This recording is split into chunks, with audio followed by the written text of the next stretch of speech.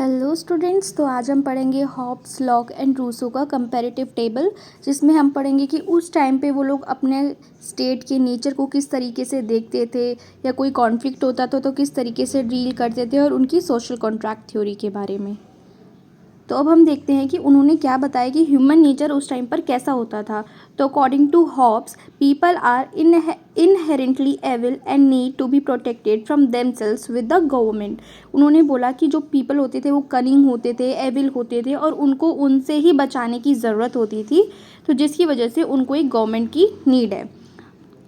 तो फिर नेक्स्ट जो हमारे फिलोसोफर आ जाते हैं लॉक, वो इंग्लैंड से बिलोंग करते थे और उन्होंने बोला था people are inherently good but corrupted by the society. उन्होंने बोला था कि पीपल जो स्टार्टिंग में वो गुड होते हैं, लेकिन बाद में जैसे ही प्रॉपर्टी का कॉन्सेप्ट आ जाता है, बाद में जैसे ही मतलब वेल्थ आ जाती है, उसके बाद वो जो है धीरे धीरे करप्ट होते जाते हैं।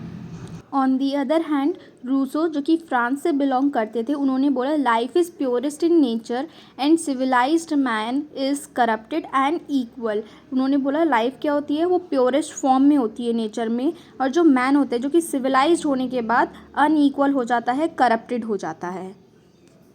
Next is basic human rights. अब हम ये देखते हैं कि हॉब्स, लॉक, रूसो ने ह्यूमन को कितने राइट्स दिए गए थे। हॉब्स कहते हैं natural rights go only far as is necessary for survival.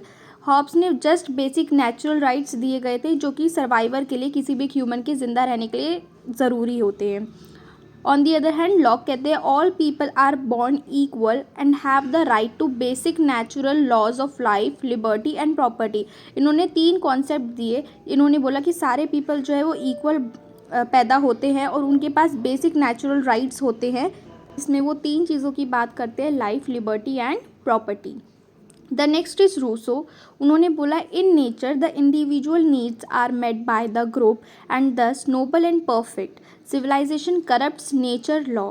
उन्होंने बोला नेचुरली जो है इंडिविजुअल की नीड्स होती हैं कुछ, जो कि बाय द ग्रुप, जैसे कि कुछ इंडिविजुअल्स इकट्ठे हो जाते हैं तो ग्रुप बन जाती है, एक सोसाइटी बन जाती है, उनसे वो पूरी हो जाती है, तो नोबल होते हैं, परफेक्ट होते हैं। लेकिन जैसे ही सिविलाइजेशन आ जाता है उसके बाद जो वो लोग क्या हो जाते हैं, करप्ट हो जाते हैं। जैसे कि उन्होंने पहले बोला था life is purest in nature but corrupted by the civilisation.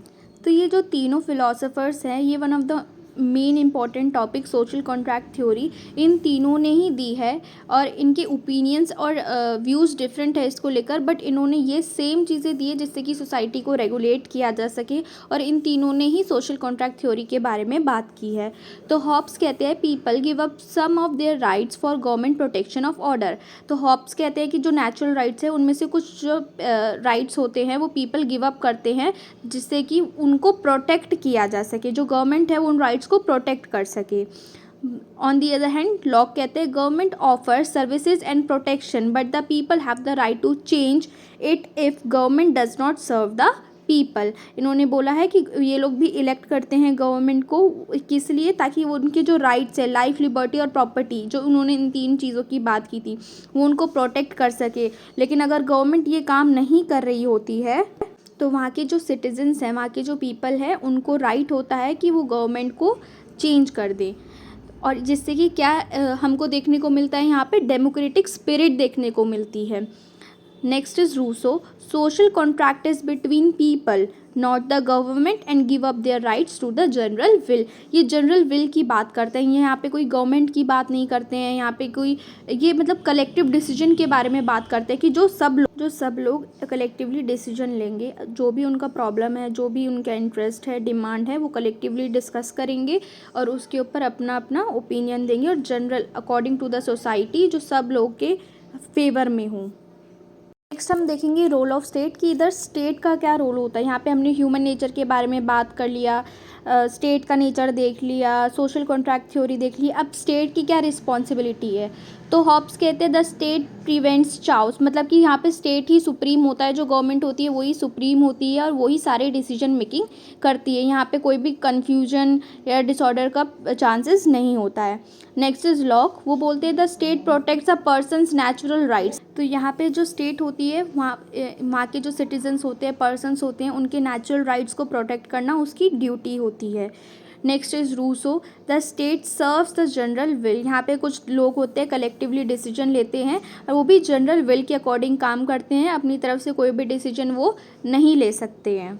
Next is religion. अब रिलीजन के बारे में क्या कहते हैं हॉब्स कहते हैं कि nation can only have one unified religion.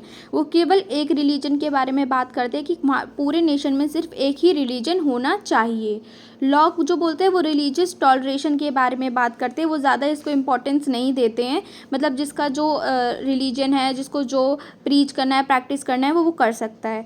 और जो रूसो है वो against organised religion but not God. तो ये किसी भी रिलीजन में नहीं मानते हैं, ये उसकी अगेंस्ट है बट गॉड के अगेंस्ट नहीं है। ये गॉड में बिलीव करते हैं बट किसी रिलीजन में बिलीव नहीं करते हैं।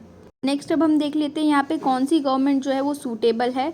तो हॉब्स कहते हैं मोनार्की, जहाँ पर एक सुप्रीम बॉडी होगी जो कि डिसीजन मेकिंग करेगी। नेक्स्ट इज लॉक, वो बोलते हैं representative government, Republic, democracy, constitutional, monarchy, वो इसके बारे में बात करते हैं जहाँ पे इलेक्ट किया जाता है और लोगों के इंटरेस्ट को सर्व किया जाता है। Lastly Rousseau, dictatorship reflecting the general will, क्योंकि यहाँ पर कुछ लोग जो हैं वो डिसीजन मेकिंग करते हैं और वो भी जनरल विल के अकॉर्डिंग, जो कि सोसाइटी और वहाँ के पर्सनस के अकॉर्डिंग होता है।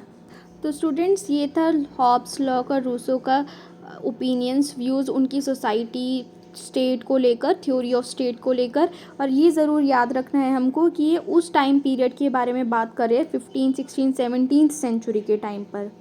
So thank you students. For more such videos, do like, comment, share and subscribe to my channel. Thank you.